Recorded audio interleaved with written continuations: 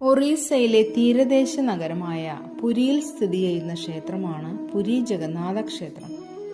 ജഗന്നാഥനായ മഹാവിഷ്ണു അഥവാ ആദിനാരായണനാണ് പ്രധാന പ്രതിഷ്ഠ.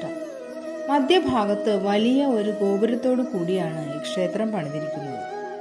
ഗോപുരത്തിന് മുകളിലായി ഒരു ചക്രവും സ്ഥാപിച്ചിട്ടുണ്ട്.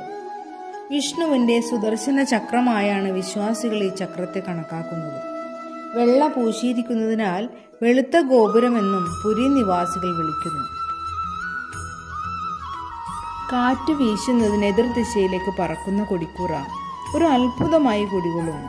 ദിവസവും വൈകുന്നേരങ്ങളിൽ പഴയ കൊടിക്കൂറ മാറ്റി പുതിയത് സ്ഥാപിക്കുന്ന കാഴ്ച അതിഗംഭീരം തന്നെയാണ്.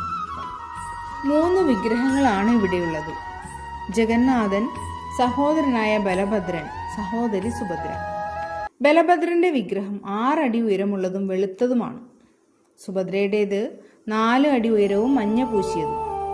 ജഗന്നാഥന്റെ വിഗ്രഹം 5 അടി ഉയരവും കറുത്ത നിറത്തിലുമാണ് കാണുന്നത്. എല്ലാ വിഗ്രഹങ്ങളും മരത്തിൽ തീർത്തതും നിറപ്പകിട്ടാർന്ന വസ്ത്രങ്ങൾ ധരിച്ചവയുമാണ്.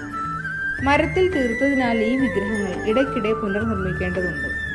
ദൈവിക വെളിപാട് കിട്ടുമ്പോൾ 12 24 വർഷമോ കൂടുമ്പോഴാണ് ഇവ പുനർനിർമ്മിക്കുന്നത്.